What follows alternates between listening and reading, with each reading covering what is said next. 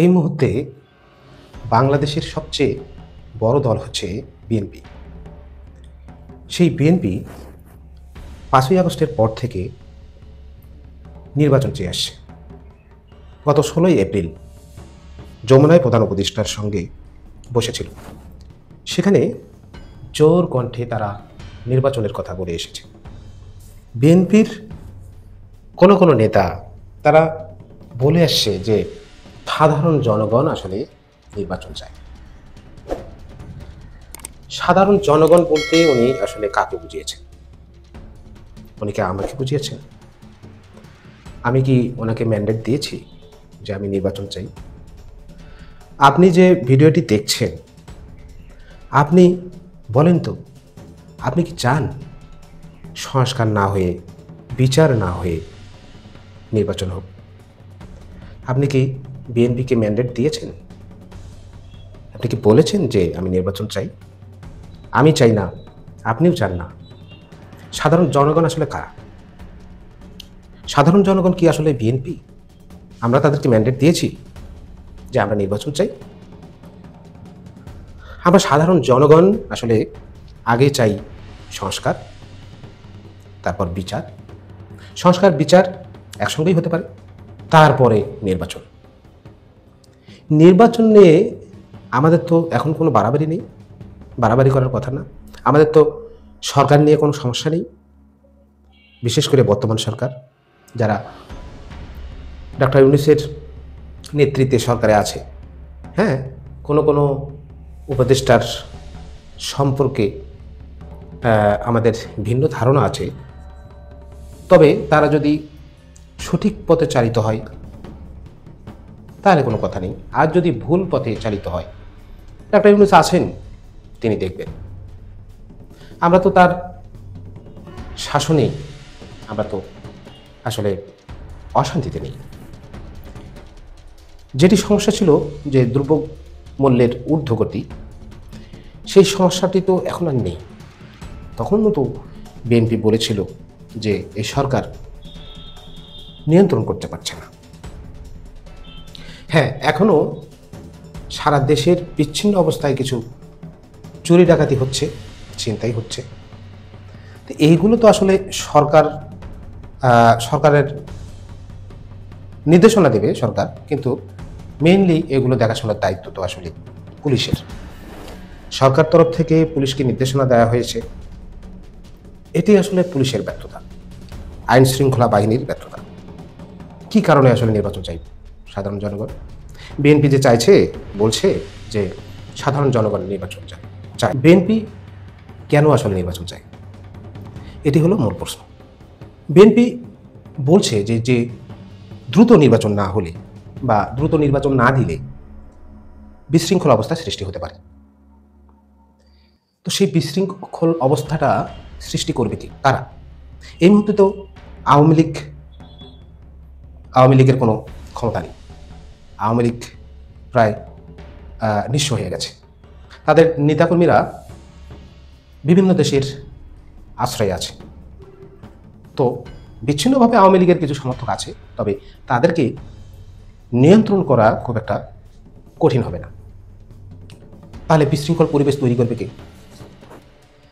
এখন বিভিন্ন জায়গায় আলোচনার কেন্দ্রবিন্দুতে পরিণত হয়েছে বিএনপি। তারা বাংলাদেশের বিভিন্ন প্রান্তে তাদের তৃণমূলের নেতাকর্মীরা বিভিন্ন জায়গায় আসলে চাঁদাবাজি করে আসছে। তারা নিয়ন্ত্রণ করতে পারছে না। আসলে বিএনপি নিজের দলকে কন্ট্রোল করতে পারছে না। তারা বলছে বিশৃঙ্খল অবস্থা তৈরি হতে পারে দ্রুত নির্বাচন না দিলে। সেই বিশৃঙ্খল অবস্থাটা তৈরি করছে কারা? বিএনপি নিজেই কি নিয়ন্ত্রণ করতে পারছে, নাকি তারা অন্তর্বর্তী সরকারের ঘাড়ে বন্দুক ঠেকিয়ে তারা পার পেয়ে যাওয়ার চেষ্টা করছে? কোনো মতে নির্বাচন হলেই তারা ক্ষমতায় গিয়ে বসতে পারবে।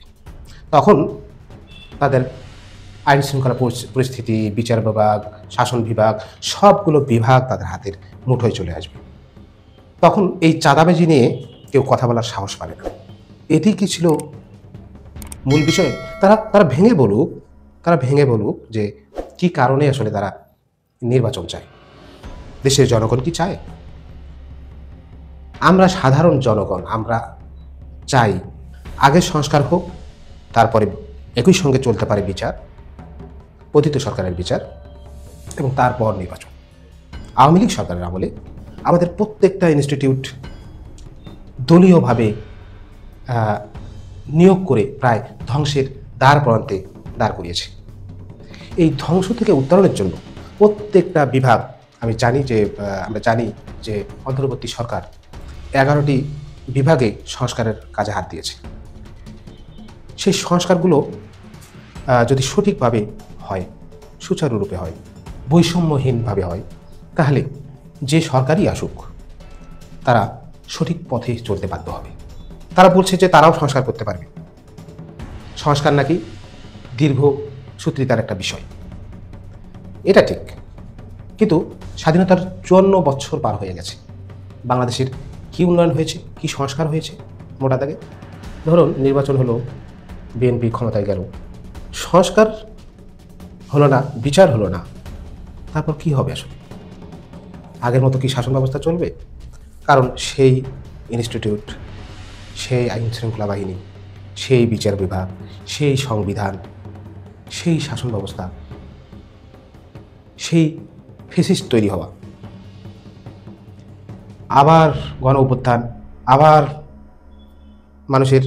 মানুষ ফেসিস্ট সরকারের উপর ঝাঁপিয়ে পড়বে, আবার বুকের রক্ত রাজপথে রঞ্জিত হবে, আবার শত মায়ের বুক খালি হবে। এদিকে সরকার আগেই জনগণের সম্পদ লুটপাট করে বিদেশে পাঠিয়েছে, তারা চলে যাবে জনগণের অভ্যুত্থানে, আবার আওয়ামী লীগ দাঁড় হবে। এভাবেই চলতে থাকবে। যদি বিগত সরকারের, আওয়ামী লীগ সরকারের বিচার না হয়, যদি বিচারে কোনো কারসাজি করা হয়, তাহলে দেশের সরকার হয়ে ফেসিস্ট তৈরি হয়ে নির্যাতন করতে কেউ দ্বিধাবোধ করবে না। কারণ তারা জানবে এদেশে কোনো বিচার হয় না। শাসন করো, লুটপাট করো, টাকা বিদেশে পার করো, পরবর্তীতে সুখে শান্তিতে বিদেশে জীবনযাপন করো। এইভাবে চলতে থাকলে সাধারণ মানুষ শোষিত হবে, নির্যাতিত হবে, বাংলাদেশই থাকবে, বাংলাদেশ আর মানুষই হবে না, বাংলাদেশ আর সিঙ্গাপুর হবে না, বাংলাদেশ উন্নত কোনো রাষ্ট্র তৈরি হবে না। সুতরাং ক্ষমতায় গিয়ে সংস্কার হবে, তারা আরও করলে করুক, কিন্তু এই মুহূর্তে সংস্কার না করে, বিচার না হয়ে নির্বাচন দেওয়া ঠিক হবে না। কারণ স্বাধীনতার 54 বছরে কোনো সংস্কার হয়নি, এটা আমাদের মাথায় রাখতে হবে। হ্যাঁ, তারা সংস্কারের কথা বলছে, তারা বলছে যে বিএনপি অনেক সংস্কার করেছে।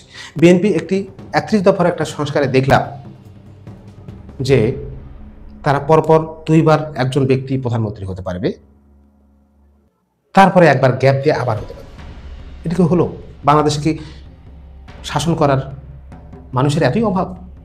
বাংলাদেশের রাজনৈতিক কর্মীর এতই অভাব যে একজন মানুষ 5-10 বছর শাসন করার পরও তাকে আবার আসতে হবে? আমরা এই ধরনের সংস্কার চাই না।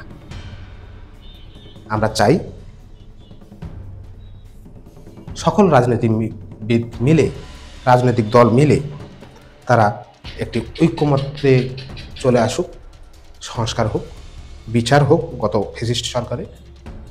তারপরে যারা নির্বাচনে আসবে, নির্বাচিত হবে, তখন তারা ভয় করবে, ফ্যাসিস্ট হতে ভয় করবে, জনগণের ওপর স্টিম রোলার চালাতে ভয় করবে। কারণ তারা জানে এদেশে বিচার হয়, এদেশে নির্যাতনকারীর শাস্তি হয়।